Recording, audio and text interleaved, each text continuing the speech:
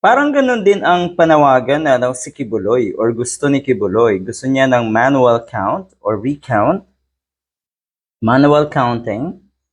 Ang layo niyo po. Para kayo ay mag-demand ng manual counting. Katulad na ng si Philip Salvador. Malayo eh, di ba? Lalo na si Kibuloy na napakalayo rin. Ano nangyayari sa inyo? Sa isang panayam kasi natong si or kay Philip Salvador, sinabi niya na marami umano sa mga Filipinos ang nagtataka sa naging resulta ng halalan. Totoo, iisipin natin nakakapagtaka. Bakit naandyan si Nalito Lapid, nakapasok si Bato de la Rosa, mataas pa ang boto, yun yung mga nakakapagtaka. Pero yung kulelat halos ikaw, Mr. Philip Salvador, 19 ata, or 20, hindi ko masyadong na-check. Yun po ay hindi nakakapagtaka.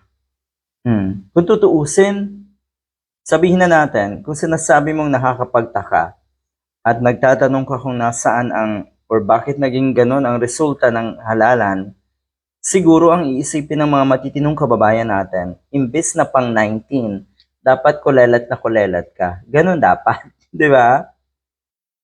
Meron daw pong karapatan ang taong bayan na malaman ang tunay na nangyari sa eleksyon.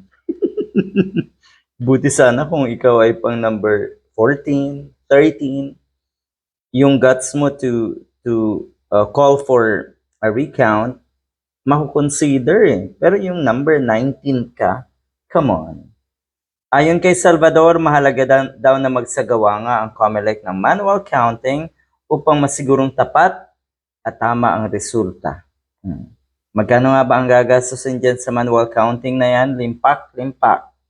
So kung gusto mo, Mr. Philip Salvador, na magpa-recount, o di gawin niyo po. Alam niyo po, madami ang nagtatanong daw kung ano ang nangyari sa mga boto nila. Sabi natin si Mr. Philip Salvador.